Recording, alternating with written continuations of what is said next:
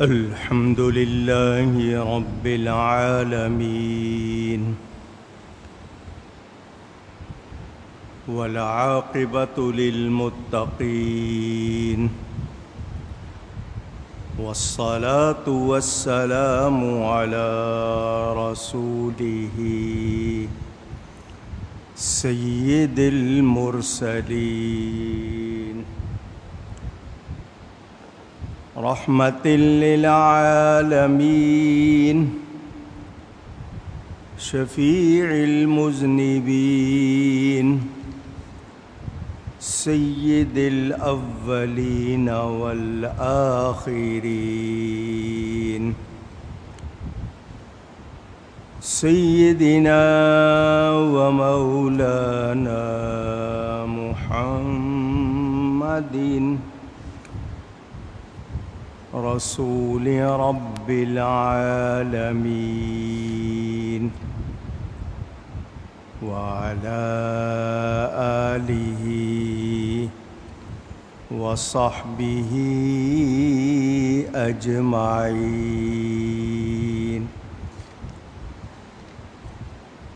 أما بعد فأعوذ بالله من الشيطان الرجيم. بسم الله الرحمن الرحيم.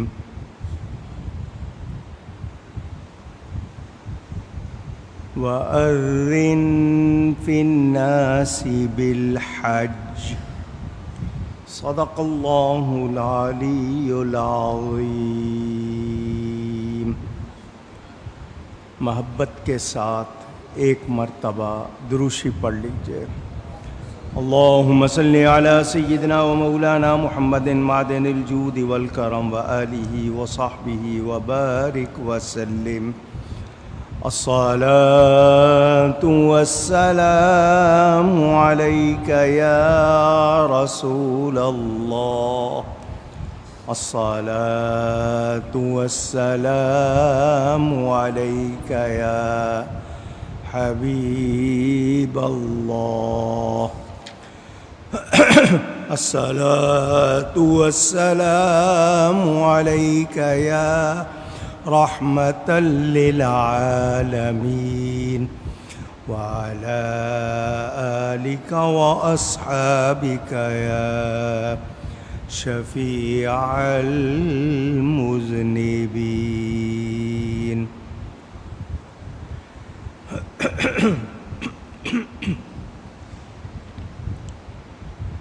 حمد و صلات کے بعد اسلامی ہجری تقویم کا 12واں مہینہ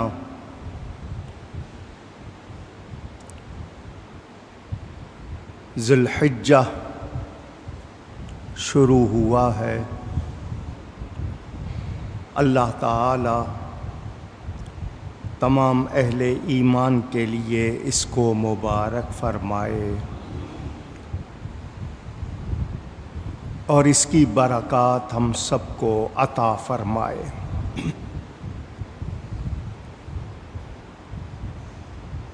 اسلامی تقویم کا پہلا مہینہ محرم اور آخری مہینہ ذی الحج. اس میں اہل ایمان مکہ مکرمہ میں خاص دنوں میں حج ادا کرتے ہیں. ایام معلومات، وہ دن واضح ہیں، معلوم ہیں. کسی اور مہینے میں کسی اور جگہ پر یہ ادا نہیں ہوتے. صرف اور صرف مکہ مکرمہ میں حج کے ایام حجاج کرام، حاجی صاحبان ادا کرتے ہیں. اس سال یہ جو وبا پھیلی ہوئی ہے پینڈیمک کورونا وائرس، اس کی وجہ سے وہاں کی حکومت نے کسی اور جگہ سے حاجیوں کو آنے کی اجازت نہیں دی۔ وہیں رہنے والے مقامی افراد جن کو اجازت ملے گی وہ حج ادا کریں گے۔ اللہ تعالیٰ اس وبا کو دور فرمائے اور ہم سب کو وہاں کی حاضری نصیب فرمائے۔ اس مہینے میں مسلمان عید الاضحیٰ مناتے ہیں، اس کے بھی دن مقرر ہیں۔ اس مہینے کی 10 تاریخ کو عید الاضحیٰ کی نماز پڑھتے ہیں، قربانی کرتے ہیں۔ قربانی کے 3 دن ہیں، یہ بھی کسی اور مہینے میں نہیں ہوتے، اسی مہینے میں ہوتے۔ وہ مبارک ہستیاں جن کی یاد اس مہینے کے ساتھ وابستہ ہے، ان میں امیر المومنین خلیفۃ المسلمین خلیفہ سوم حضرت سیدنا عثمان غنی رضی اللہ تعالی عنہ ذو النورین، اور اس کے آخر میں خلیفہ دوم امیر المومنین امام المتقین حضرت سیدنا عمر فاروق اعظم رضی اللہ تعالی عنہ کی یاد منائی جاتی ہے۔ اولیاء کرام میں سے متعدد ہستیاں جن کی یاد اس مہینے سے وابستہ، قبلہ عالم خواجہ خواجگان چشت حضرت سیدنا خواجہ نور محمد صاحب مہاروی چشتیاں شریف والے، نقیب الاشراف حضرت سیدنا پیر طاہر علاء الدین بغدادی رحمۃ اللہ تعالی علیہ، قطب مدینہ حضرت مولانا شاہ ضیاء الدین احمد مدنی قادری رحمۃ اللہ علیہ، خلیفہ اعلیٰ حضرت، اور بہت سی ہستیوں کے ایام منائے جاتے ہیں۔ حاجی جب جاتے تھے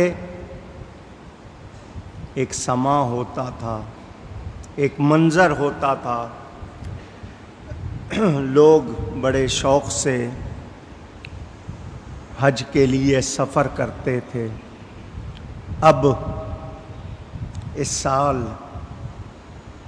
دل میں ہی حسرت ہے، اللہ تعالی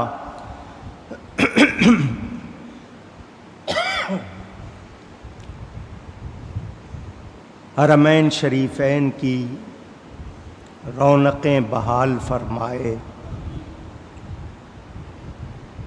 انشاءاللہ۔ اہل ایمان اللہ کی عطا سے بار بار جائیں گے۔ آج حج کے حوالے سے اور زیارت مدینہ کے حوالے سے کچھ باتیں کروں گا۔ اللہ تعالیٰ مجھے حق بیان کرنے، ہم سب کو حق سن کر اس کو قبول کرنے، اس پر عمل کرنے اور اس پر قائم رہنے کی توفیق عطا فرمائے۔ بنی الاسلام علی خمس، اسلام کی بنیاد 5 پر ہے، 5 ستون ہیں، 5 ارکان ہیں، 5 بنیادیں ہیں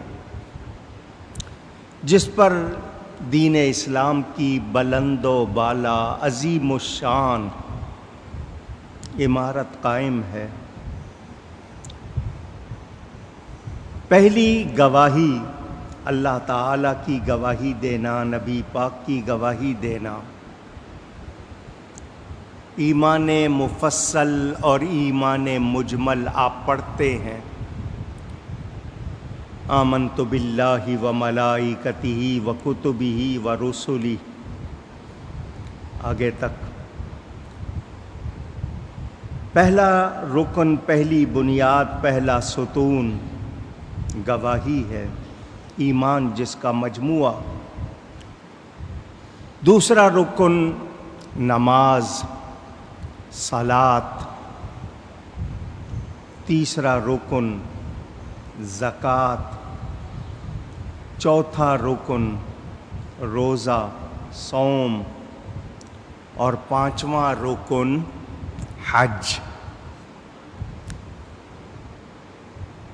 کوئی ان کا انکار کرے وہ مسلمان نہیں۔ عبادتیں دو طرح کی ہوتی ہیں، مالی، پیسے کے ساتھ کرتے ہیں، مال کے ساتھ۔ دوسری بدنی، بدن کے ساتھ، باڈی کے ساتھ۔ نماز بدن کے ساتھ، زکوٰۃ مال کے ساتھ۔ یہ جو حج ہے یہ ان کا مجموعہ ہے، اس میں مال بھی لگتا ہے، بدن کے ساتھ آپ ارکان ادا کرتے ہیں۔ نماز روزانہ 5 وقت، 5 گانا، 5 ٹائم فرض ہے، سوائے اس کے کہ جو اس قابل نہیں، ہوش و حواس میں نہیں، باقی جو آپ جانتے ہیں۔ روزہ ہر ایک پر ہے سوائے اس کے کہ جو قابل نہیں ہے، جو نہیں رکھ پاتا وہ فدیہ دیتا ہے۔ زکوٰۃ سب پر نہیں ہے، مال والوں پر ہے، جن کے پاس اپنی بنیادی ضرورتوں کے علاوہ ایک خاص مقدار تک مال ہو، وہ زکوٰۃ ادا کرتے ہیں، ہر سال کرتے ہیں۔ نماز روزانہ ہے، روزہ ہر سال ہے، زکوٰۃ ہر سال ہے، مگر حج زندگی میں صرف ایک مرتبہ۔ وہ بھی ہر ایک پر نہیں ہے، صرف اس پر جو صاحب استطاعت ہے۔ صاحب استطاعت کا مطلب صحت کے لحاظ سے سفر کر سکتا ہے، اتنا پیسہ ہے کہ آنے جانے کا خرچ برداشت کرے، پیچھے گھر والوں کو اتنے عرصے کا خرچ دے کے جائے۔ ایسے شخص پر زندگی میں ایک مرتبہ حج کیا ہے؟ فرض ہے۔ اس کے بعد وہ اگر کرے فرض حج کے بعد تو وہ نفلی حج ہوگا، ہر سال کرے بڑے شوق سے، لیکن اب حکومت وہاں کی اجازت نہیں دیتی تاکہ جو حاجی ہیں ان کی تعداد میں اتنا اضافہ ہو جائے کہ وہ انتظام نہ کر سکیں، تو وہ نفلی حج کے لیے ہر سال اجازت نہیں دیتے۔ کچھ لوگ چلے جاتے ہیں۔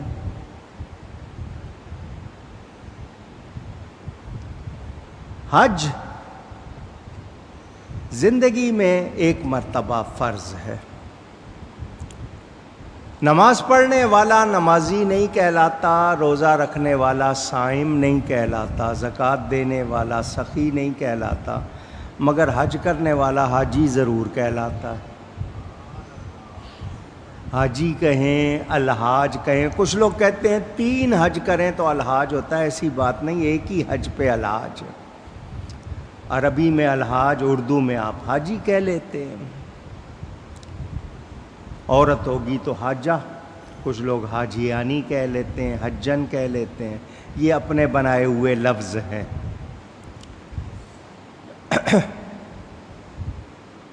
اس کے لیے مکہ مکرمہ میں خاص دنوں میں یہ ارکان ادا ہوتے ہیں، مکہ مکرمہ کے سوا اور اس مہینے کے خاص دنوں کے سوا یہ کہیں اور ادا ہو سکتا نہیں۔ 8 تاریخ سے 12 یا 13 تک، اس مہینے کی چاند کے حساب سے 8 تاریخ سے 12 کی شام تک، یا ایک رات اور زیادہ ہو جائے تو 13 کی شام تک، یہ حج کے دن ہیں۔ الحج اشہر معلومات، حج کے مہینے بھی معلوم ہیں، شوال، ذیقعد اور ذی الحج، لوگ اسی میں سفر کرتے ہیں۔ اب بہت آسان ہو گیا ہے، چند گھنٹوں میں سفر ہو جاتا ہے۔ پاکستان سے جائیں 4-5 گھنٹے، دوسری کسی جگہ سے 6، کسی جگہ 7، کسی جگہ 10، کسی جگہ کچھ گھنٹے زیادہ۔ پہلے مہینوں لگتے تھے، 6 مہینے لگ جاتے تھے حاجی کو، کیونکہ موٹریں نہیں تھیں، اتنی سہولتیں نہیں تھیں، اونٹ پر سفر ہوتا تھا یا پیدل سفر ہوتا تھا۔ صرف جدہ سے مکہ جانے میں ہی کتنے دن لگ جاتے تھے، احرام کی حالت کی پابندیاں الگ ہوتی تھیں۔ اب یہ گھنٹوں کا ہو گیا، سہولتیں ہو گئیں، دنیا میں جتنی ایجادات سے آسانیاں ہوئی ہیں ان میں یہ بھی آسان ہو گیا۔ مسلمان ہو، عاقل ہو، پاگل نہ ہو، عقل والا ہو، بالغ ہو، آزاد ہو، غلام نہ ہو،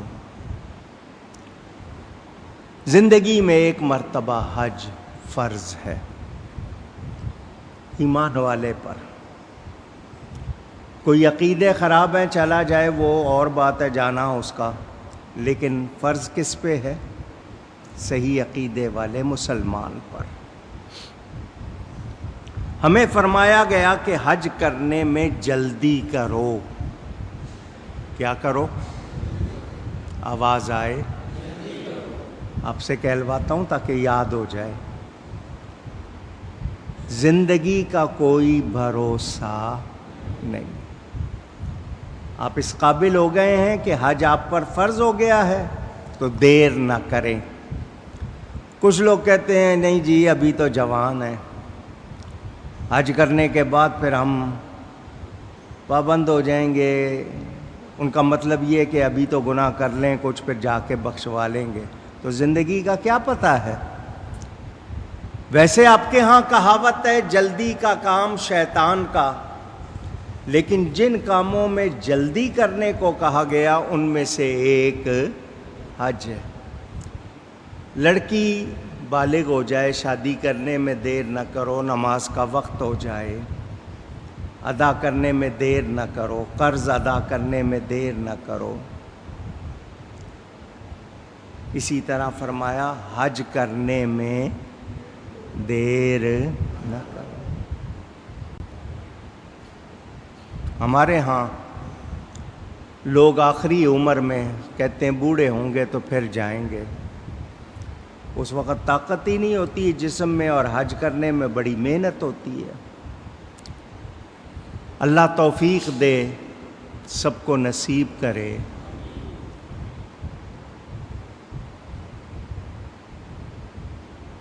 حج کے معنی کیا ہیں؟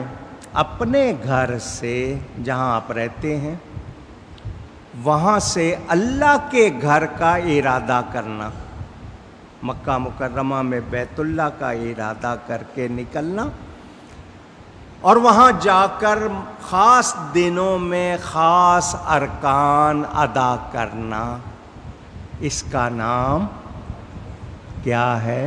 حج۔ اس کا ثواب کتنا ہے؟ اجر کتنا ہے؟ فرمایا من حج للہ فلم یرفث ولم یفسق رجع کیوم ولدتہ امہ، جو اللہ کے لیے حج کرتا ہے اور اس میں 2 کام نہیں کرتا، رفث اور فسق. فسق نافرمانی کو کہتے ہیں، رفس بےہودگی کو کہتے ہیں. بےہودگی نہ کرے، برا کلام نہ کرے اور نافرمانی نہ کرے، تو ایسا حج کرنے والا جب لوٹتا ہے تو گناہوں سے ایسا پاک ہوتا ہے جیسا اس دن پاک تھا جس دن اس کی ماں نے اس کو جنا تھا. پہلے دن کے بچے کی طرح گناہوں سے پاک ہوتا ہے. حج غنی بھی کر دیتا ہے، بہت فائدے ہوتے ہیں. یہ بھی میرے آقا کریم صلی اللہ علیہ وسلم نے فرمایا، آخر زمانے میں حج ایک رسم بن جائے گا. تاجر کریں گے تجارت کے لیے کہ وہاں کے ہر ملک کے لوگ آتے ہیں، وہ تجارت کے لیے کریں گے. کچھ لوگ گنتی کے لیے کہ اتنے حج ہو گئے ہیں، کچھ لوگ یہ کہ شاپنگ کریں گے کہ وہاں پر مال ملے گا، دنیا کی چیزیں ملیں گی. یعنی ارکان ادا کرنے والے کم لوگ ہوں گے جو خالص ہو کے کریں گے، باقی شامل ہو جائیں گے. اب میں آپ کو اگر پوری تفصیل سے سناؤں تو بڑا ٹائم چاہیے کہ مکہ کیسے آباد ہوا، یہ شہر کیسے بنا، اللہ کا گھر کیسے تعمیر ہوا، پہلی بار کس نے طواف کیا، یہ کب سے سلسلہ، یہ ساری تفصیل سناؤں بڑا وقت چاہیے. جمعے کا ٹائم تھوڑا ہوتا ہے. جیسے انسان کے جسم میں ناف ہوتی ہے، نیول، ناڑو، آپ کے ہاں جو بھی لفظ کہتے ہیں، اسی طرح پوری زمین کا مرکز ہے جہاں کعبہ ہے. پوری روئے زمین کا سینٹر جہاں کعبۃ اللہ ہے، یہ پوری زمین کا مرکز ہے. اس کا پرانا نام بکہ اور اب اس کا نام مکہ. مکہ اور بکہ ملتے جلتے لفظ ہیں. ایک معنی مقناطیسی قوت سے ہر ایک کو اپنی طرف کھینچنے والا، دوسرا معنی کہ وہاں جو بھی جائے وہ سر جھکاتا ہے. بھلے کتنے گناہ کیے ہوں وہاں جا کے کیا کرے گا؟ سر جھکائے گا. بیت اللہ، خانہ کعبہ، حرم، یہ نام پکارے جاتے ہیں. حضرت آدم علیہ السلام نے اس کو بنایا اور سب سے پہلے طواف بھی انہوں نے کیا. جب طوفان نوح آیا تو اللہ نے اس کو اٹھا لیا، یا یہ طوفان میں اس کے پتھر بہہ گئے. دوبارہ حضرت ابراہیم علیہ السلام نے اللہ کے حکم سے اس کو تعمیر کیا. جو پتھر اس میں لگے ہوئے ہیں وہ کئی مرتبہ بدلے گئے ہیں. کعبہ عزت والے گھر کو کہتے ہیں. یہ مکہ مکرمہ حضرت اسماعیل علیہ السلام سے آباد ہوا. حضرت ابراہیم علیہ السلام کے بیٹے وہ اللہ کے حکم سے اپنی بیوی اور بیٹے کو یہاں چھوڑ گئے تھے. تفصیل میں نہیں جا رہا، واقعات آپ نے سنے ہوئے، ٹائم تھوڑا ہے، باتیں کرنی ہیں. وہ چھوڑ گئے تھے، وہیں ان کی برکت سے زمزم آیا. بنو جرہم ایک قبیلہ تھا، خانہ بدوش جس کو ہم کہتے ہیں. خانہ کا مطلب گھر، بدوش کا مطلب کندھوں پر، دوش کندھے کو کہتے ہیں، یعنی جو اپنے کندھوں پہ گھر سامان اٹھائے پھرتے ہیں. کبھی کہیں رک گئے، کہیں رک گئے. وہ کئی مرتبہ یہاں سے گزرے تھے. پہلی مرتبہ انہوں نے پانی دیکھا، اور پانی بھی ایسا جو بھوک بھی مٹا دے، پیاس بھی مٹا دے. پوری کی پوری غذا. انہوں نے حضرت ہاجرہ سے پوچھا کیا ہم یہاں رک جائیں؟ اجازت ہے، ساری عمر ہو گئی گھومتے گھومتے، اب ہم چاہتے ہیں یہاں بس جائیں، یہ پانی ہمیں ملے گا. آپ نے فرمایا تم دوسری چیزیں مجھے دینا، میں تمہیں پانی دے دوں گی. اللہ نے اس طرح مکہ مکرمہ کو آباد کیا، وہاں آبادی ہونے لگی. یہ حضرت ابراہیم اور ان کے بیٹے حضرت اسماعیل علیہ السلام نے تعمیر کیا. فیہ آیات مبینات، وہاں اللہ کی روشن نشانیاں. اس میں سے ایک مقام ابراہیم ہے. مقام کہتے ہیں کھڑے ہونے کی جگہ کو. حضرت ابراہیم علیہ السلام جب کعبہ تعمیر کر رہے تھے تو دیوار اونچی ہو گئی، اب وہاں سیڑھی لیڈر نہیں تھی، تو ایک پتھر اپنے پاؤں کے نیچے رکھا، اس کے اوپر کھڑے ہو کے دیوار اونچی کی. اللہ نے اس پتھر کو اپنی نشانی بنا دیا. حضرت ابراہیم اوپر ہوتے وہ پتھر اونچا ہو جاتا، وہ نیچے ہوتے وہ نیچا ہو جاتا. نرم کر دیا اللہ نے ان کے لیے. حضرت ابراہیم علیہ السلام نے جب تعمیر کر لیا تو آپ کا پاؤں اس میں پیر گیا، دھنس گیا، اتنا نرم ہو گیا کہ پاؤں اندر دھنس گیا. آپ نے باہر نکالا، اللہ نے اس کو سخت کر دیا، وہ آج تک وہاں موجود ہے. اس میں آپ کے قدموں کا نشان. اب اس پر انہوں نے کٹورا وغیرہ چڑھا دیا ہے. وہ اللہ کی نشانیوں میں سے ہے.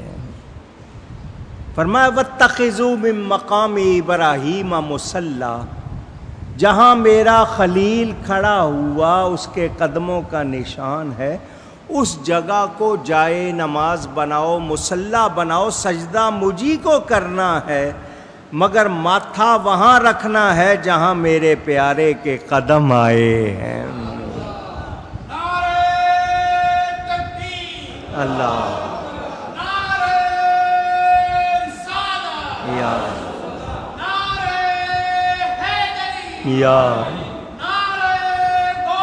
یا غوث پاک رضی اللہ.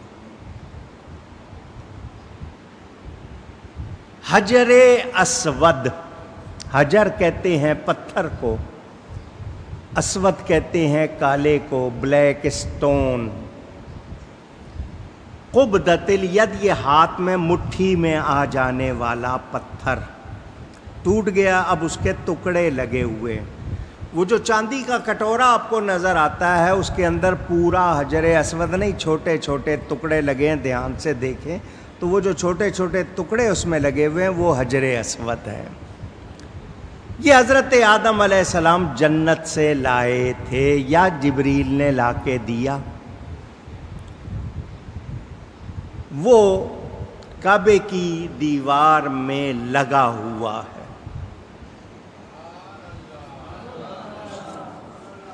یہ جنت کے یاقوتوں میں سے ایک یاقوت ہے. جنت کے یاقوتوں میں سے ایک یاقوت ہے. اس کو چومنے کا ثواب اتنا جیسے کسی نے اللہ سے ہاتھ ملایا ہے، مصافحہ کیا. یہ جب جنت سے آیا تھا سفید تھا، چمکتا ہوا. سفید تھا، چمکتا ہوا. لوگوں کے گناہ دیکھ کر کالا ہو گیا. لوگوں کے گناہ. آپ کہیں گے پتھر کی آنکھیں، یہ کیسی بات ہے؟ وہ تو پتھر ہے. تو جنت کا پتھر ہے. سیدنا فاروق اعظم رضی اللہ تعالی عنہ نے اس کو چوما اور چوم کر کہا تو ایک پتھر ہے، نہ نفع دے سکتا ہے نہ نقصان. تجھے صرف اس لیے چوم رہا ہوں کہ میرے مصطفیٰ نے چوما. پاس حضرت مولا کائنات سیدنا علی کھڑے ہوئے تھے. انہوں نے فرمایا اے امیر المومنین یہ نفع دے گا، یہ حضور صلی اللہ علیہ وسلم کا فرمان، اللہ تعالیٰ قیامت کے دن اس کو آنکھیں بھی دے گا، ہونٹ بھی دے گا، جس نے اس کو محبت ایمان کے ساتھ چوما یہ اس کی گواہی دے گا، جس کو نبی کے لب لگ جائیں، جب اس کا یہ حال، اس کا یہ علم، اس کی یہ شان، جس کے لب ایک مرتبہ لگے، اس پتھر کی یہ شان ہو گئی لب لگنے سے، اس آقا کی، وہ لبوں والے آقا کی کتنی شان ہوگی۔ آپ جب چومتے ہیں محنت کرنی پڑتی ہے، آسانی سے نہیں چوما جاتا۔ عورتوں نے بھی چومنا ہے، مردوں نے بھی چومنا ہے، رش ہوتا ہے، اکثر موتیں ہو جاتی ہیں اس کو چومتے ہوئے، دب جاتے ہیں، رش میں تو اور برا حال ہوتا ہے، ویسے بھی ذرا تھوڑا سا زور لگانا پڑتا ہے، آسانی سے نہیں ہوتا۔ آپ کو بہت مشکل سے سیکنڈ ملتے ہیں، چومو اور ہٹ جاؤ، ہٹنے میں اور زیادہ دشواری کیونکہ پیچھے ایک ہجوم ہوتا ہے، ان میں سے نکلنا بھی مشکل۔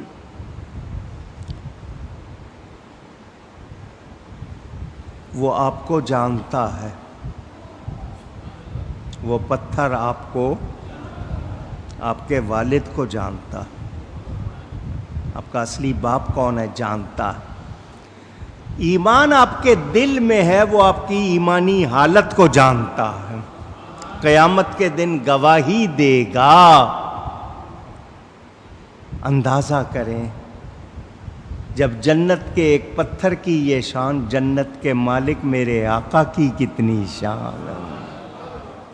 بات سمجھ میں آ رہی ہے؟ 4 کنارے ہیں۔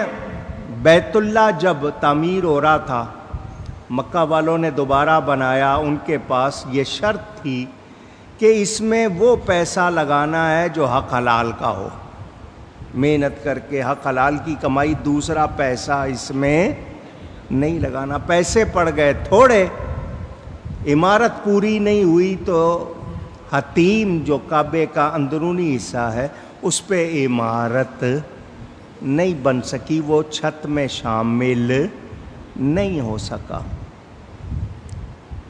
یہ بھی ہمارے لیے ایک انعام ہو گیا، ورنہ کعبے کے اندر ہر ایک کو جانے کا موقع نہیں ملتا، اس میں حتیم میں چلے جاتے ہیں، کعبے میں پہنچ جاتے ہیں۔ میرے دوستوں اور بزرگوں، وہ جو 4 کنارے ہیں کعبے کے، ایک کا نام ہے رکن عراقی، ایک کا نام ہے رکن شامی، ایک کا نام ہے رکن یمانی۔ کیا نام بتایا میں نے؟ رکن یمانی۔ پہلے حجر اسود وہاں لگا ہوا تھا، اب حجر اسود دوسرے کنارے پر ہے، تو وہ جگہ جہاں پہلے لگا ہوا تھا اب تو اس کو کوئی نہیں چومے گا۔ جب وہاں حجر اسود نہیں رہا تو حضور نے اس کو بھی چوما۔ صحیح ابن خزیمہ میں روایت، اس پہ ہاتھ پھیرنا ہے، 1 مرتبہ چوم لینا ہے، تاکہ اس کو یہ نہ ہو کہ اب مجھے کوئی پوچھتا نہیں ہے، میرے آقا پتھروں کا بھی خیال رکھ رہے ہیں۔ اور کعبے کا پتھر ہے تو لازمی بات ہے اس کو شرف، اور کتنے پتھر ہیں، مگر آپ ان کو اہمیت وہ نہیں دیتے جو کعبے سے لگ گئے۔ اہمیت ہو گئی یا نہیں ہو گئی؟ یہ کعبہ اللہ کا گھر ہے، اللہ رہتا نہیں ہے، وہ مکان سے پاک ہے، جسم سے پاک ہے، سمتوں سے پاک ہے، یہ اس کی تجلی گاہ ہے، تجلی گاہ، کعبۃ اللہ۔ اس کے دروازے کا نام ملتزم، اس کو لوگ لپٹتے ہیں، سینہ اس سے لگاتے ہیں، رخسار لگاتے ہیں، روتے ہیں، وہاں دعا کرتے ہیں۔ کعبے کا دروازہ، باب الکعبہ، ملتزم۔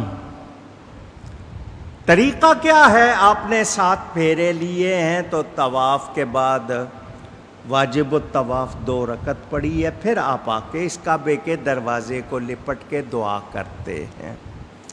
وہ دعا کی قبولیت کی جگہ ہے۔ رکن یمانی اور حجر اسود کے درمیان دعا کرنے والے مومن کی دعا پر ہزاروں فرشتے آمین کہتے ہیں۔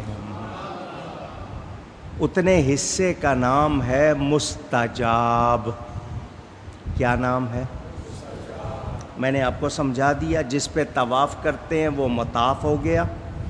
کعبے کی عمارت کے 4 کنارے ہیں، آگے آدھا وہ دائرہ بنا ہوا ہے، وہ حصہ حتیم ہو گیا۔ 4 رکنوں کے نام بھی بتا دیے، مقام ابراہیم بھی بتا دیا، ملتزم کعبے کا بھی، دروازے کا بھی بتا دیا۔ اس کے ساتھ اب فرش کیا ہوا ہے، پہلے پہاڑی تھی، دائیں طرف پہاڑی تھی صفا، بائیں طرف پہاڑی تھی مروہ، یوں صفا سے مروہ تک، مروہ سے صفا تک سعی ہوتی ہے، جس کو اردو والے سعی کہتے ہیں۔ 7 پھیرے، ایک طرف سے دوسری طرف جانا 1 پھیرا، آنا جانا نہیں، ایک طرف کا 1 پھیرا۔ یہ 7 پھیرے سعی کے ہوتے ہیں۔ یہ صفا اور مروہ 2 چھوٹی چھوٹی پہاڑیاں تھیں۔ حضرت ہاجرہ علیہ السلام اپنے فرزند سیدنا اسماعیل علیہ السلام کے لیے پانی ڈھونڈ رہی تھی کہ شاید پہاڑی کے اس طرف ہو، تو ایک پہاڑی سے دوسری طرف جا رہی ہیں، درمیان میں جگہ ایسی آ رہی ہے، گہری ہے، بچہ نظر نہیں آ رہا، تھوڑا سا تیز چل رہی ہیں، ادھر گئیں پھر ادھر آئیں۔ اللہ کو وہ ادا پسند آ گئی، اللہ نے ان پہاڑیوں کو اپنی نشانیاں فرما دیا۔ ان الصفا والمروۃ، آپ نے قرآن میں سنا ہے، یہ جو صفا اور مروہ یہ پہاڑیوں کے نام ہیں۔ ان کو کیا فرمایا؟ من شعائر اللہ، اللہ کی نشانیوں میں سے۔ اللہ کی ایک بندی چلی، اس کے قدم لگے، اللہ کی نشانیاں بن گئے۔ جہاں اللہ والے کے قدم لگیں وہ جگہ اللہ کی نشانی بن گئی۔ تو جہاں اللہ والا خود موجود ہے اس جگہ کا اندازہ کیا جائے۔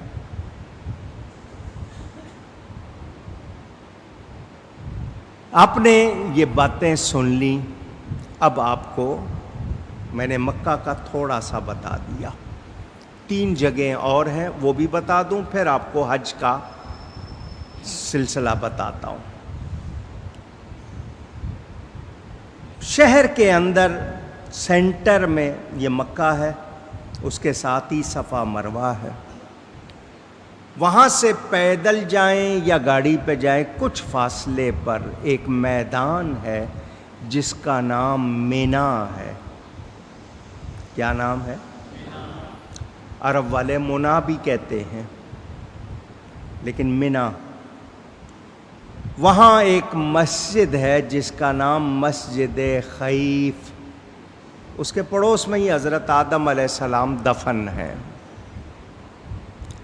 یہ مینا کا وہ میدان ہے جہاں حاجی ٹھہرتے ہیں۔ بہت بڑا میدان ہے۔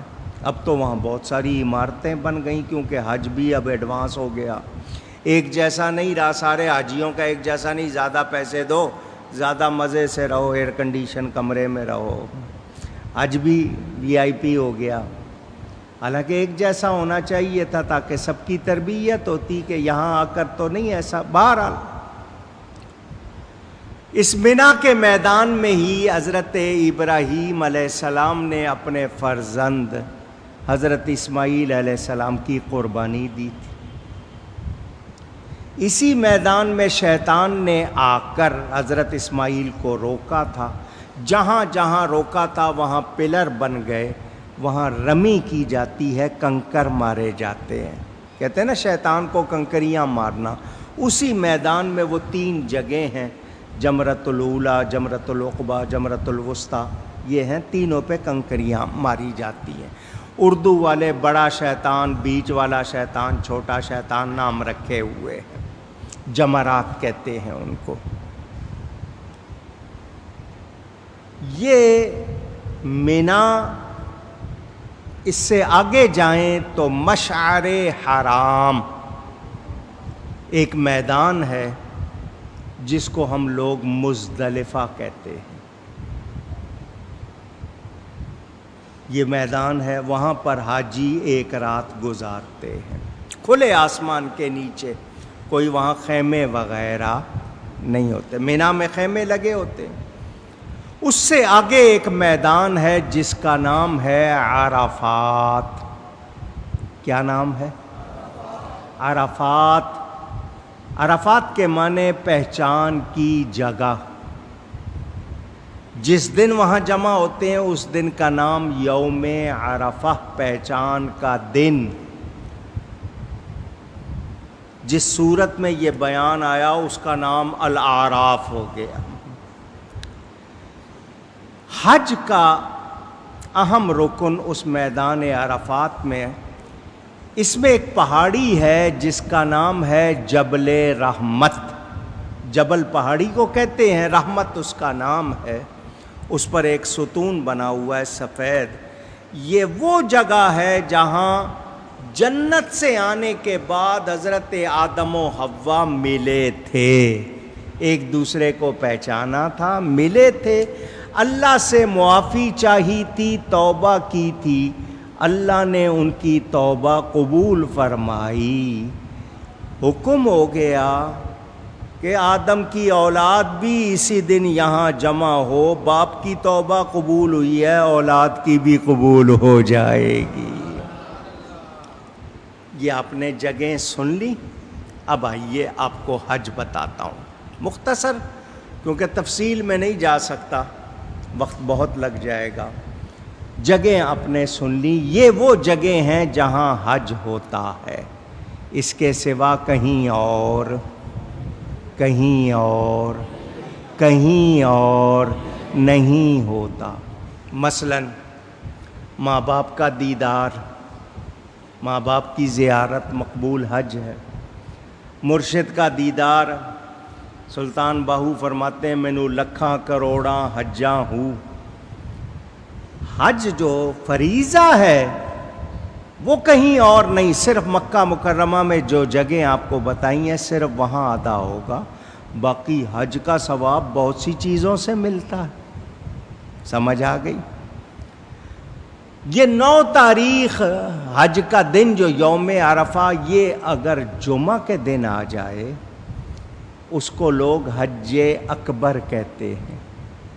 حج اکبر کیا مطلب؟ بڑا حج۔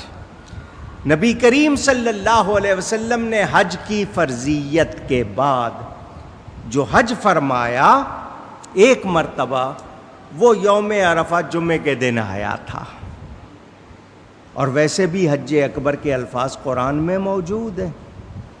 تو یہ آپ نے سن لیا۔ آئیے اب آپ سے حج کی باتیں کر لوں۔ مکہ کی باتیں ہو گئیں، تھوڑی سی ہوئیں، ثواب کتنا ہے، وہاں کے پہاڑ کتنی شان والے، اس شہر کی کتنی برکتیں۔ میرے والد صاحب قبلہ کی کتاب راہ عقیدت وہ پڑھ لیجئے گا، اس میں آپ کو معلوم ہو جائے گا، مکہ کا بھی مدینہ کا بھی بہت ذکر اس میں ہے، وہ آپ پڑھیں گے تو انشاءاللہ بہت لطف آئے گا۔ حج 3 قسم کا ہوتا ہے۔ کتنی؟ 3۔ حج قران، حج تمتع اور حج افراد۔ حج قران کیا ہے، حج تمتع کیا ہے، حج افراد کیا ہے؟ مختصر، آپ نے اپنے گھر سے سفر کے لیے احرام باندھا، حج کی نیت سے جا رہے ہیں، حج کے لیے جا رہے ہیں، احرام باندھا، کیونکہ جہاں سے بھی آئیں گے مکہ سے پہلے آئے گا میقات۔ کیا آئے گا؟ میقات اس جگہ کو کہتے ہیں کہ عمرہ اور حج کرنے والا وہاں سے احرام کے بغیر نہیں گزر سکتا۔ وہ جگہ ہے، ہر کوئی عراق سے آ رہا ہے، کوئی پاکستان سے آ رہا ہے، کوئی کہاں سے، اس کے لیے میقات ہے۔ وہاں سے آپ حج کے لیے یا عمرے کے لیے جا رہے ہیں تو بغیر احرام کے نہیں جا سکتے۔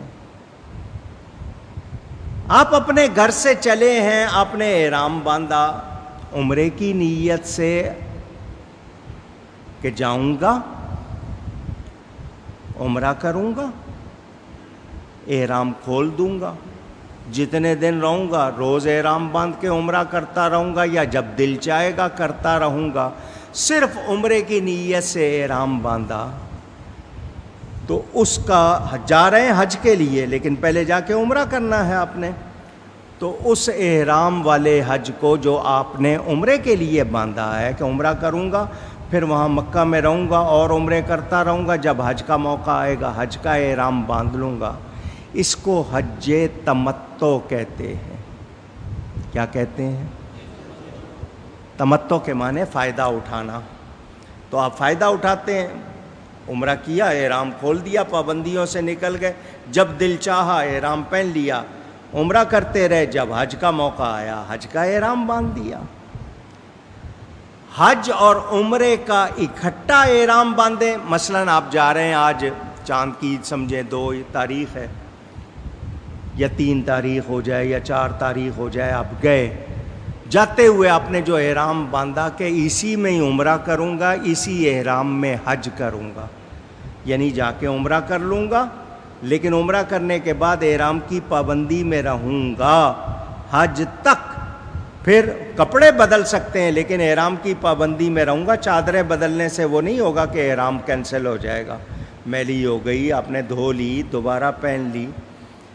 لیکن حج اور عمرے کا اکٹھا احرام تو اس کو کہتے ہیں حج قران۔ کیا کہتے ہیں؟ قرآن نہیں، قران۔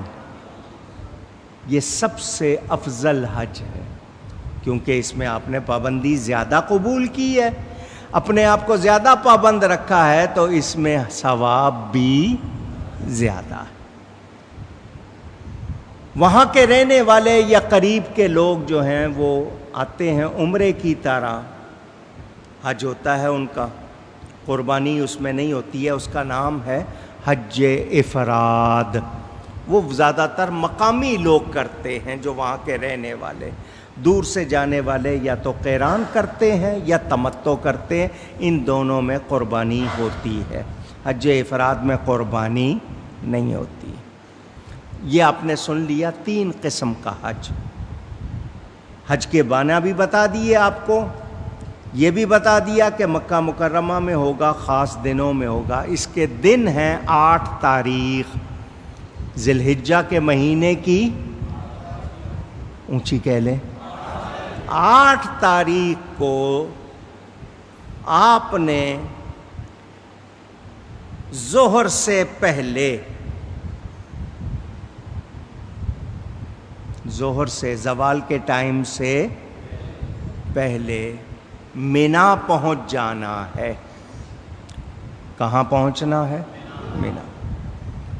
آپ پہنچ گئے، احرام کی حالت میں، پیدل گئے، بس پہ گئے، گاڑی میں گئے، جیسے گئے، مینا پہنچ جانا ہے۔ 7 تاریخ کو گزار کے جو رات آتی ہے، اس رات میں حاجی تیاری کرتے ہیں سارے اپنے آپ کو۔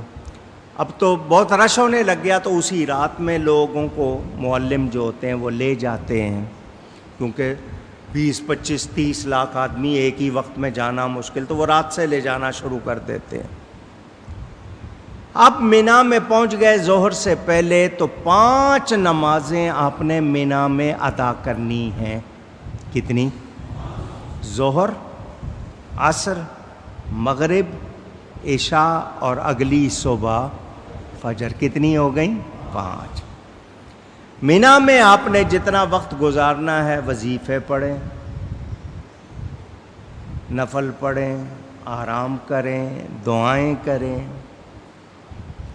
آپ سے جتنی نیکی ہو سکتی ہے آپ کریں. 9 تاریخ کی صبح فجر پڑھنے کے بعد آپ نے بلند آواز سے تلبیہ، کیا لفظ کہا میں نے؟ پھر کہیے. یہ تلبیہ پکارنا ہے، ویسے تو سارے حج میں، لیکن اس دن زیادہ آواز سے لبیک اللہم لبیک لبیک لا شریک لک لبیک ان الحمد والنعمت لک والملک لا شریک لک. کوئی امریکی ہے، کوئی برطانوی ہے، کوئی یورپ کا ہے، کوئی افریقہ کا ہے، کوئی ہندوستان، پاکستان، افغانستان، ایران، جہاں کا ہے، ایک لباس میں ہے اور سب یہی پکار رہے ہوں گے. ایک عجیب سما ہوتا ہے، ہر طرف سے آوازیں لبیک، حاضر ہوں میں، اللہم لبیک، اے اللہ میں حاضر ہوں، لبیک لا شریک لک لبیک، حاضر ہوں تیری بارگاہ میں، تیرے حضور، تیرا کوئی شریک نہیں.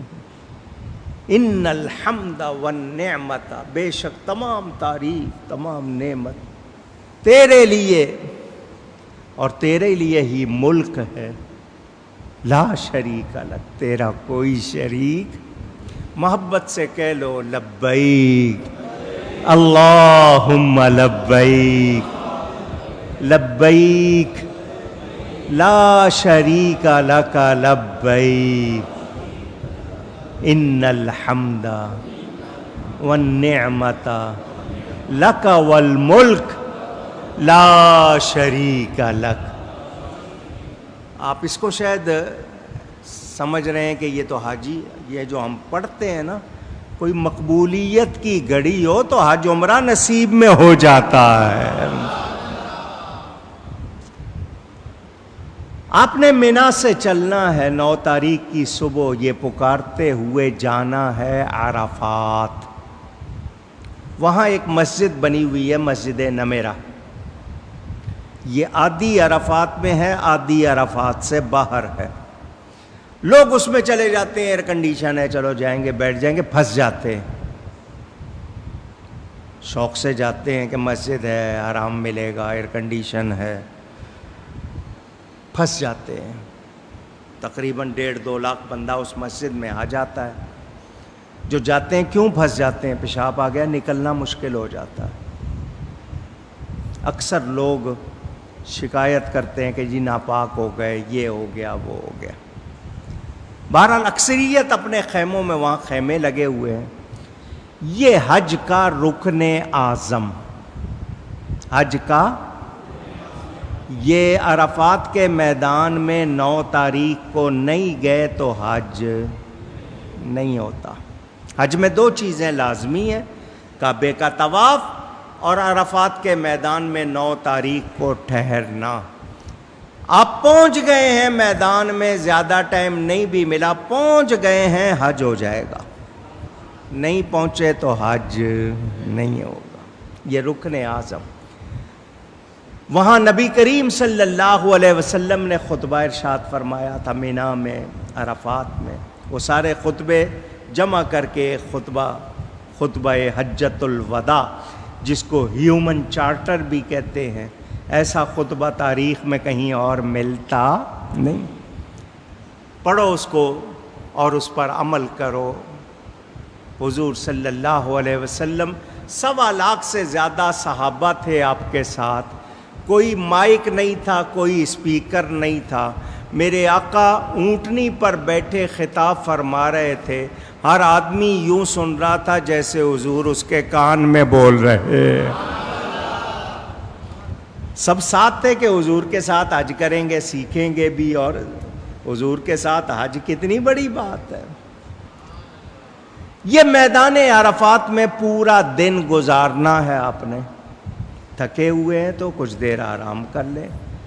روزہ رکھ سکتے ہیں تو رکھیں اس دن کا روزہ. گئے سال اور آنے والے سال اللہ چاہے تو حدیث کے مطابق مفہوم یہ ہے کہ وہ پورے 1 سال کی عبادت کا ثواب دے دیتا. نہیں رکھ سکتے کوئی بات نہیں.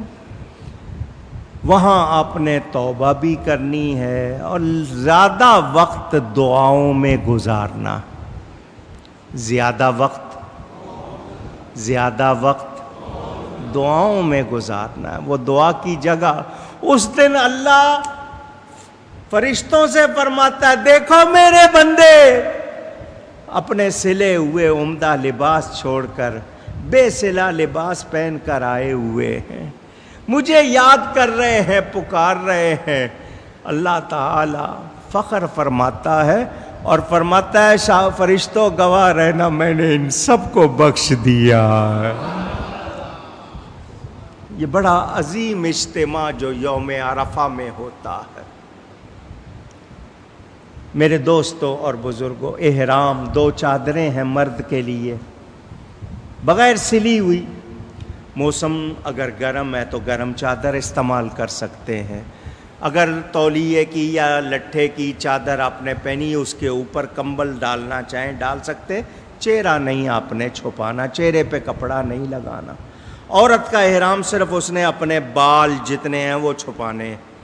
اس کے پاس کوئی برقع ہے اس میں چھپ جائیں, ورنہ الگ کپڑا باندھ لے اس میں چھپا لے, بال چھپانے. صرف اس کا احرام یہ ہے.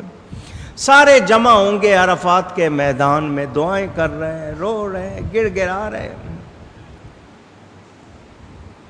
الحمدللہ حج کی جب بھی سعادت حاصل ہوئی تو میدان عرفات میں لوگوں کو جمع کر کے 2-2.5 گھنٹے تقریر کرتا تھا. پھر 2-2.5 گھنٹے ان کو ذکر کرواتا تھا اللہ کے پاک ناموں کا, اورات کا, اور پھر 2 گھنٹے دعا کرتے تھے. یوں دن گزرتا. کچھ دعا خیمے میں بیٹھ کے, کچھ دعا خیمے سے نکل کے کھلے آسمان کے نیچے کھڑے ہو کر.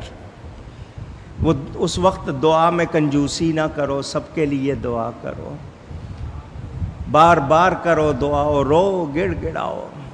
وہاں آج کل ظہر کا وقت ہوتا ہے تو وہ مسجد نمیرہ میں ظہر اور عصر کی نماز اکٹھی پڑھ لیتے ہیں. ظہر کے پڑھے 2 رکعت اگر مسافر ہیں تو, اس کے بعد 2 رکعت انہوں نے عصر کے اسی وقت پڑھ لیتے ہیں.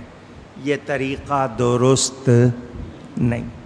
میرے نبی پاک صلی اللہ علیہ وسلم نے ظہر کو آخری وقت پڑھا. مثلاً سمجھاؤں, ظہر کا آخری وقت جیسے سمجھنے کے لیے 4 بجے. کتنے بجے؟ تو حضور نے 3:45 یا اس کے بعد ظہر پڑھی, 4 بجے عصر کا وقت ہو گیا تو عصر اول وقت میں پڑھ لی.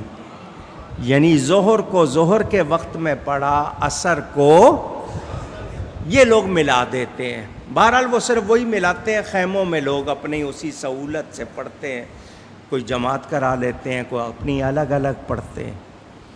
کھانے بھی کھا لیتے ہیں, جن کا روزہ نہیں ہوتا پانی ہوتا ہے. بہت سے لوگ اس دن بہت پانی پلاتے ہیں دنیا کو ثواب کمانے کے لیے, کھانے کھلاتے ہیں, لوگوں کے لیے جوس وغیرہ بانٹتے پھرتے ہیں.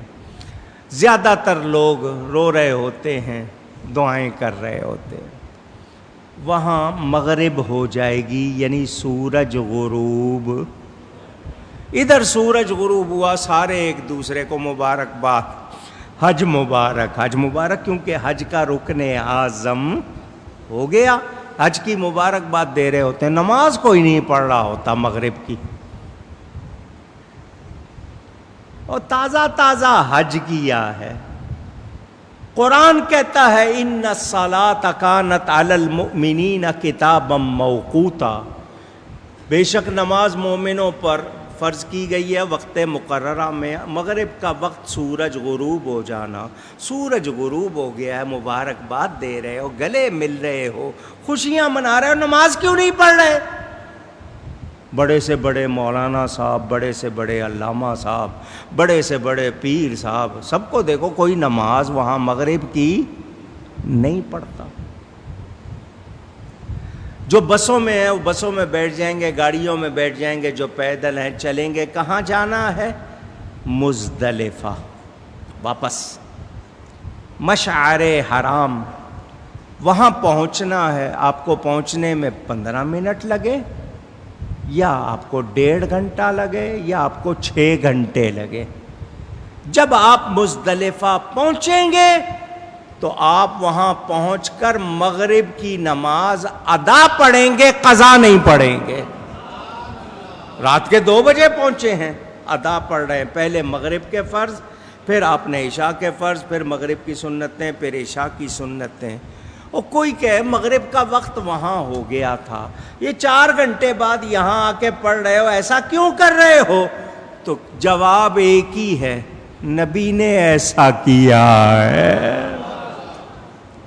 قرآن کہتا ہے نماز کا وقت مقرر، میرے نبی پاک صلی اللہ علیہ وسلم نے عرفات میں مغرب کی نماز نہیں پڑھی، مزدلفہ آ کر پڑھی ہے۔ دنیا 1500 سال ہونے والے ہیں اسی طرح کر رہی ہے۔ نبی کے بغیر خدا ملتا نہیں، دین پر عمل ہو سکتا نہیں، بغیر نبی کے نہیں ہو سکتا۔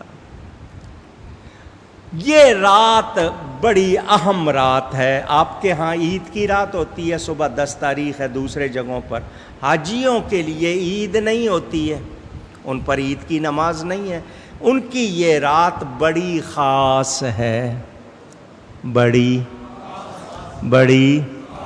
وہاں جاتے ہی لوگ نماز پڑھ کے کنکریاں چننے لگ جاتے ہیں، چھوٹے چھوٹے کنکر، وہ سارے کے سارے 70 کنکریاں لیتے ہیں، دھو کے تھیلی بنا کے رکھ لیتے ہیں، سارے لگے ہوتے ہیں چننے میں، تھکے ہوتے ہیں، کچھ لوگ لیٹ جاتے ہیں تھوڑی دیر، مگر وہ رات جاگنے کی رات ہے۔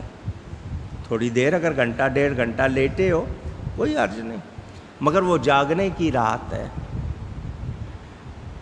اب آپ کو راز بتا دوں یا صرف اتنی کہ بس بڑی رات ہے کافی ہے؟ حج والے دن حضور نے دعا فرمائی، یا اللہ میرے غلام ہیں، کمزور ہیں، حقوق اللہ اور حقوق العباد ان سے پوری طرح ادا نہیں ہو سکیں گے، معاف فرما دے۔ ہم غلاموں کے لیے دعا کی، حقوق اللہ اور حقوق العباد معاف فرما دے۔ آپ کے منہ سے سننا چاہ رہا تھا، آپ نہیں کہہ رہے، بہرحال چلیں۔ اللہ تعالیٰ نے دعا کے جواب میں فرمایا، میرے جو حق ہیں، حقوق اللہ ہیں، کوئی کوتاہی کمزوری ہو گئی تو ہم معاف کر دیں گے، حقوق العباد معاف۔ حضور نے یہ ساری رات دعا میں لگا دی، یا اللہ حقوق العباد بھی معاف فرما دے، ساری رات لگا دی۔ حضور روئے، ہم غلاموں کو یاد کر کے دعا کی، صبح فجر پڑھی، فجر پڑھ کے حضور بیٹھے تو حضور مسکرانے لگ گئے۔ صحابہ نے پوچھا، حضور آپ اس وقت مسکرا رہے ہیں، کوئی خاص بات؟ فرمایا میری دعا قبول ہو گئی ہے۔ وہ شیطان سر پہ مٹی ڈالتا ہوا جا رہا تھا، اس کو دیکھ کے میں ہنس پڑا کہ وہ مایوس ہو گیا، اللہ نے میری یہ دعا بھی قبول فرما لی۔ تو اس رات میں ہو سکے وہاں کچھ دیر لیٹ جاؤ، آرام کر لو، 1.5-2 گھنٹے، اس کے بعد اٹھو، نوافل پڑھ لو، صلاۃ التسبیح پڑھ لو، تہجد پڑھ لو، سجدے میں سر رکھو، دعا کر لو۔ وہاں آپ کے پاس کوئی بستر وغیرہ نہیں ہوتا، کچھ لوگ رکھ لیتے ہیں چٹائیاں فولڈ کی ہوئی، یہ جو کارٹن ہوتا ہے نا جس میں سامان رکھتے ہیں، اپنا تجربہ بتا رہا ہوں، میں نے یہ ایک اٹھا لیا، اس کے ٹانکے کھولے، بچھایا، بہترین بستر بن گیا، نرم بھی ہو گیا، وہ آرام سے اس پہ تھوڑی دیر لیٹا، پھر اس کے بعد ساری رات پڑھتے رہے، اسی پہ مصلی بچھا کے نماز پڑھتے رہے۔ صبح یہ جو 10 تاریخ ہے یہ حاجیوں کے لیے اس میں بہت سے کام ہیں۔ آپ لوگ تو نماز پڑھتے ہیں، حاجیوں کو اس میں 4 کام کرنے ہیں۔ کتنے؟ اور چاروں میں بڑی محنت ہوتی ہے۔ سب سے پہلا کام جس کو بڑا شیطان کہتے ہیں نا، بڑا شیطان، جمرۃ الاولیٰ یا کبرا بھی کہتے ہیں اس کو، بڑا، اس کو 7 کنکریاں مارنی ہیں۔ کتنی؟ 7 کنکریاں اس کو مارنی ہیں۔ اس کے بعد قربانی کرنی ہے۔ کیا کرنی ہے؟ حج کا دم یا قربانی، جو بھی آپ نے کرنا ہے۔ حج کا دم بھی ہوتا ہے، بعض لوگ قربانی بھی ساتھ کرتے ہیں، قربانی کرنی ہے۔ آج کل کوپن لے لیے جاتے ہیں، لوگ کوپن لے لیتے ہیں، بہرحال۔ تیسرا کام قربانی کے بعد سر منڈانا ہے۔ جو آپ کے بال ہیں، جو ہر بال کا چوتھا حصہ کٹوائے اس کے لیے حضور نے 1 مرتبہ دعا کی، جو پورا سر منڈائے حضور نے ان کے لیے 3 مرتبہ دعا کی۔ سر منڈانا ہے۔ کتنے کام ہو گئے؟ اب آپ نے نہانا ہے، دھونا ہے، احرام سے آپ آزاد ہو گئے، احرام کی پابندی نہیں رہی۔ اب آپ غسل کر کے اپنے عام کپڑے پہن لیں اور مکہ میں آپ طواف کریں گے، طواف افاضہ کہتے ہیں اس کو۔ یہ لازم ہوتا ہے، یہ 10 تاریخ کو کر لیں، 11 کو کر لیں، 12 کو، اس کے بعد ہو سکتا، اور اگر یہ طواف نہیں کیا آپ پہ بیوی حلال نہیں ہوگی۔ یہ طواف بہت ضروری ہے۔ کچھ لوگ پہلے دن کر لیتے ہیں، کچھ رات میں کر لیتے ہیں، کچھ اگلے دن، رش ٹوٹ جائے تھوڑا سا۔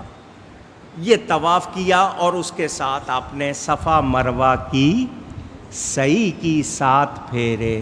مکہ میں ٹھہرنا نہیں ہے، بس یہ کام کرنے ہیں، واپس مینا آ جانا ہے اپنے خیمے میں، اور وہاں 11 اور 12 تاریخ، چاند کی 11 اور 12 تاریخ کو ظہر سے لے کے مغرب کے درمیان تینوں جمرات، تینوں شیطانوں پر 7 کنکریاں مارنی ہیں۔ 11 تاریخ کو بھی اور پھر 12 کو مغرب سے پہلے وہاں سے نکل جائیں۔ اگر آپ کو وہاں مغرب ہو گئی تو آپ کو اگلی رات بھی وہاں رہنا ہوگا، پھر آپ 13 تاریخ کو آئیں گے، ورنہ 12 تاریخ کو آپ وہاں سے نکل جائیں، حج ہو گیا۔ اب آخری چیز رہ گئی طواف وداع، طواف وداع۔ اگر آپ نے کچھ دن مکہ رہنا ہے تو جب نکلنے لگیں گے آپ طواف کر لیں گے۔ اس درمیان آپ کوئی اور عمرہ کرنا چاہیں وہ آپ کر سکتے ہیں، آپ کو ٹائم زیادہ ملا آپ عمرہ کریں، طواف کریں ویسے۔ لیکن جب وہاں سے نکلیں گے تو طواف وداع حاجی کے لیے ضروری ہے، عمرے والے کے لیے ضروری نہیں۔ یہ ہے حج۔ آپ نے دیکھا، کچھ اندازہ ہوا، کچھ سمجھ آئی؟ یہ 5 دن ہیں اور ان 5 دنوں کا ثواب کتنا ہے؟ مکہ مکرمہ کی ایک نیکی کا ثواب 1,00,000 گنا۔ وہاں آپ نے کسی کو 1 روپیہ دیا تو ثواب کتنا ملے گا؟ 1,00,000 روپیہ نہیں، 1,00,000 روپے کا ثواب۔ روپیہ ایک ہی ہوگا، ثواب 1,00,000 ہوگا۔ کسی کو پانی پلایا ہے، آپ نے نفل پڑھے ہیں، قرآن پڑھا، ایک نیکی کا ثواب 1,00,000۔ مگر یاد رکھنا وہاں کے گناہ کی پکڑ بھی بہت ہے، وہاں کا گناہ بھی اتنا ہی ہے۔ اگر نیکی 1 لاکھ ہے تو گناہ بھی، وہاں گناہ کو سوچنا بھی نہیں ہے، وہ اللہ کا گھر ہے، وہاں پر دل لرزتے ہیں، کعبے کی دیوار سے لپٹ کے وہاں بیٹھ کے لوگ روتے ہیں، ان کا حال دیکھو تو خوف ہے، اللہ معاف فرما دے، اللہ معاف فرما دے، بس یہی بات ہو رہی ہوتی ہے کہ اللہ تعالیٰ معاف فرما دے، سب کے سب کوشش کر رہے ہیں کسی طرح معافی مل جائے۔ میرے دوستوں اور بزرگوں، منظر دیکھنے والے ہوتے مگر غریب ہے یا امیر، بادشاہ ہے یا فقیر، عالم ہے یا ان پڑھ، آقا ہے یا ملازم، مرد ہے یا عورت، سب وہاں جمع ہے، ایک دوسرے کی طرف دھیان نہیں، سب کو اپنی اپنی کہ بس اللہ کو راضی کر لیں، اللہ کو۔ دوسرا آدمی دیکھے کہ یہ عجیب آدمی ہے، میں نے اس کو دیکھا تھا اپنے وطن میں، بہترین لباس پہنتا تھا، یہاں بے صلہ لباس پہنا ہوا ہے، ایک چادر اوپر اوڑھ لی ہے، ایک نیچے باندھ لی ہے، بال بکھرے ہوئے ہیں، ایک 4 دیواری کے پیچھے چکر لگا رہا ہے، پھر پانی کھڑے ہو کے پی رہا ہے، کچھ اپنے اوپر گرا رہا ہے، پھر ایک پہاڑی سے دوسری طرف، ادھر سے ادھر، دیکھنے والا سمجھے تو کہے دیوانہ ہے۔ کیا ہے؟ یہ دیوانوں جیسی حرکت کر رہا ہے، مگر اس کا ظاہر بھی پاک ہو رہا ہے، باطن بھی پاک۔ سنو، تم نے حج کر لیا، تم نے ظاہر بھی اجلا کر لیا، یہاں دیوانے بنے رہے، اب فرزانے بن جاؤ، اب جس بارگاہ کی حاضری ہے وہاں دیوانہ پن نہیں چلتا، وہاں ادب کے سوا کچھ اور کام نہیں۔ حاجیو آؤ شہنشاہ کا روضہ دیکھو۔ حاجیو، یہ حج کس کے طفیل ملا ہے؟ اب اس بارگاہ میں جانا ہے۔ اللہ نے نبی پاک صلی اللہ علیہ وسلم کی قبر مکہ میں نہیں بنائی کہ کوئی یہ نہ کہے کہ چلو حج کو جا رہا ہوں، نبی کو بھی سلام ہو جائے گا، نہیں، نبی کے لیے نیت کرو، خاص طور پر نیت کر کے جاؤ۔ کس بارگاہ میں؟ تم نے کعبہ دیکھا ہے نا، تو کعبہ خود بتا رہا ہے میرا منہ کدھر ہے، ذرا وہ بھی تو دیکھ لو۔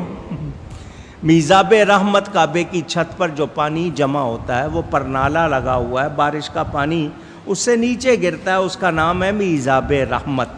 میزاب کہتے ہیں پرنالے کو، رحمت کا پرنالا، تو اس کا نام رحمت کیوں ہے؟ وہ تو پرنالا ہے۔ وہ کہتا ہے میرا رخ دیکھو، میرا منہ کدھر ہے۔ میرا نام جو رحمت پڑا ہے نا، اس کی ذرا وجہ سمجھو، میرا منہ کدھر ہے؟ میرا منہ ہے رحمت للعالمین کی طرف، میرا منہ مدینے کی طرف ہے، میں پرنالا ہوں، رحمت والا ادھر ہے۔ حاجیو آؤ شہنشاہ کا روضہ دیکھو۔ کعبہ تو دیکھ چکے، کعبے کا کعبہ دیکھو۔ نعرہ تکبیر، اللہ، نعرہ رسالت، نعرہ حیدری، نعرہ تحقیق۔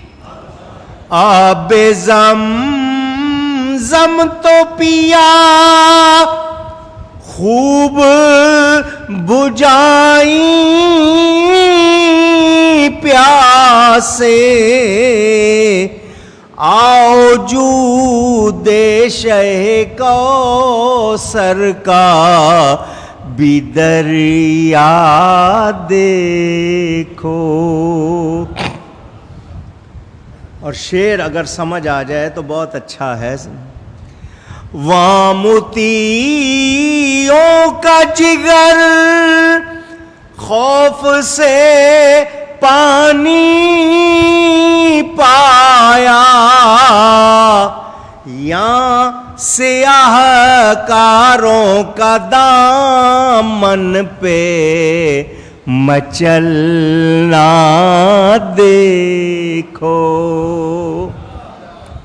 سمجھ نہیں آیا ہوگا, سمجھا دوں. وہاں کا مطلب مکہ میں فرما بردار لوگوں کا جگر خوف سے پانی ہو رہا تھا.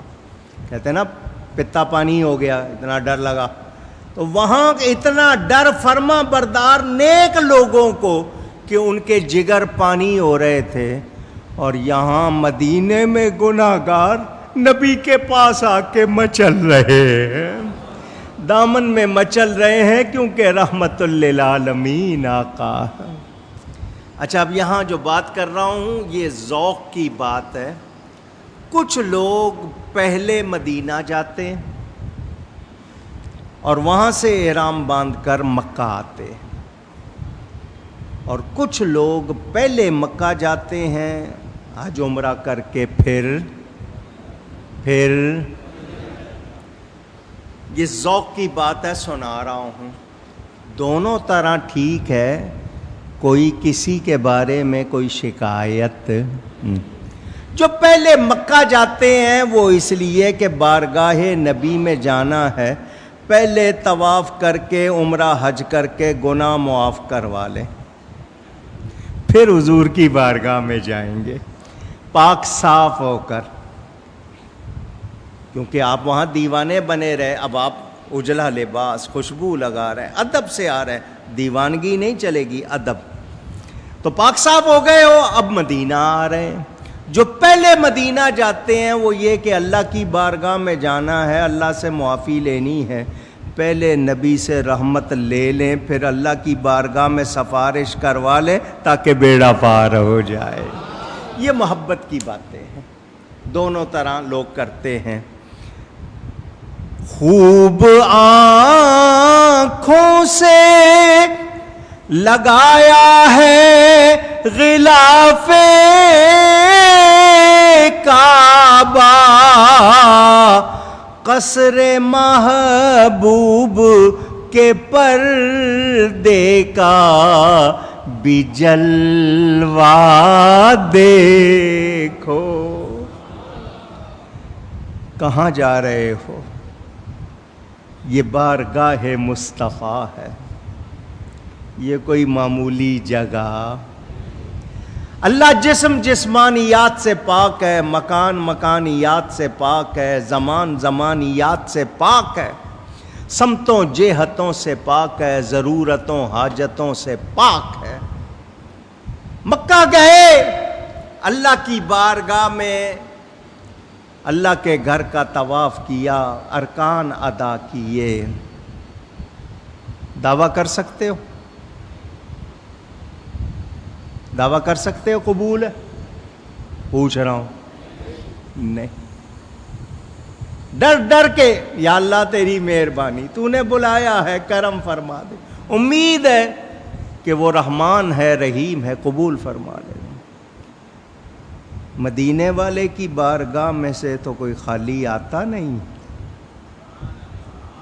وہ اللہ کے خزانوں کے مالک, اللہ ہی عطا کرنے والا ہے, اللہ ہی نے ان کو مالک و مختار بنایا ہے. میرے دوستوں اور بزرگوں, کیا کہوں, سنو, مکہ میں اللہ کا جسم نہیں, وہ جسم سے پاک. اللہ کا گھر ہے, اس کی تجلی گاہ ہے, مگر مدینہ میں تو میرے آقا خود موجود ہے. خود اور فرماتے ہیں جو حج کو آئے اور میری زیارت نہ کرے وہ جفا کرتا ہے. کیا کرتا ہے؟ جفا کرتا ہے، دشمنی کرتا ہے۔ اللہ نے مجھے رحمت للعالمین بنایا اور کعبہ میری وجہ سے بنا ہے، آج میری وجہ سے ملا ہے، میرے پاس نہیں آ رہے ہو تو جفا کر رہے ہو۔ ایک جفا اور ایک میں روایت میں جفانی، اور دوسری روایت سنا رہا ہوں، دل کے کانوں سے سن لینا، دل کے کانوں سے سن لینا۔ فرمایا من زارنی بعد وفاتی فکأنما زارنی فی حیاتی، من زار قبری بعد وفاتی فکأنما زارنی فی حیاتی، من زار قبری وجبت لہو شفاعتی۔ میں نے 2-3 حدیثیں سنائیں، ترجمہ بھی سن لو۔ اپنے نصیبوں پہ ناز کرنا۔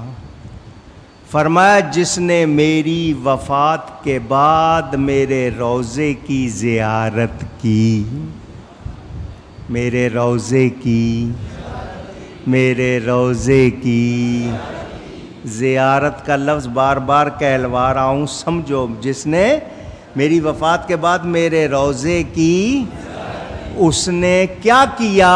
اس کا ایسا ہی ہے جیسا اس نے میری زندگی میں میری زیارت کی۔ دیکھتے سنہری جالیاں ہیں، سمجھو یہ کہ سرکار کو دیکھ رہے۔ فرمایا جس نے میری قبر کی زیارت کی، اس کے لیے میری شفاعت واجب ہو گئی۔ اور میں موجود ہوں خود مدینے میں، مکہ میں اللہ کا گھر ہے، اللہ ہر جگہ ہے، میں خود مدینے میں موجود ہوں۔ اور زمین کا وہ ٹکڑا جو نبی کے جسم سے لگا ہوا ہے، زمین کا وہ ٹکڑا، آپ کی قبر کا وہ حصہ جو آپ کے جسم سے لگا ہوا ہے، وہ کعبے سے نہیں آسمانوں سے نہیں اللہ کے عرش سے بھی بلند ہے۔ اللہ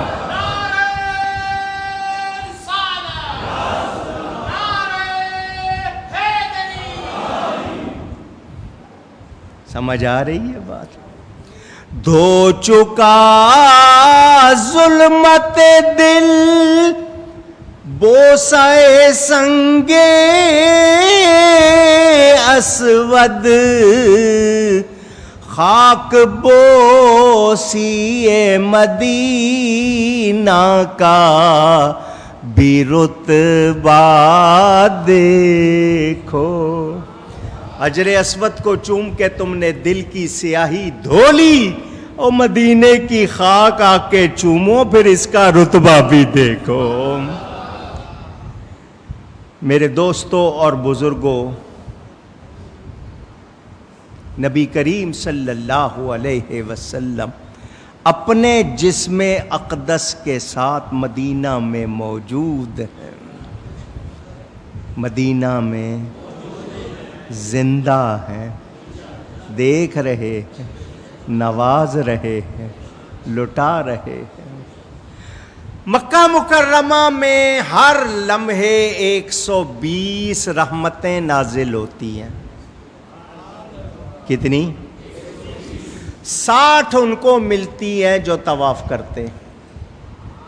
وہاں کی سب سے بڑی عبادت کیا ہے؟ وہ کہیں اور نہیں ہو سکتا۔ 60 ان کو ملتی ہیں جو طواف کرتے ہیں، 40 ان کو ملتی ہیں جو نماز پڑھتے ہیں،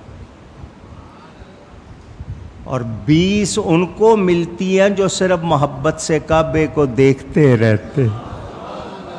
میرے رب کا گھر، اور رب کے گھر کو دیکھنے کا اتنا ثواب تو رب کے حبیب کو دیکھنے کا کتنا ثواب ہے۔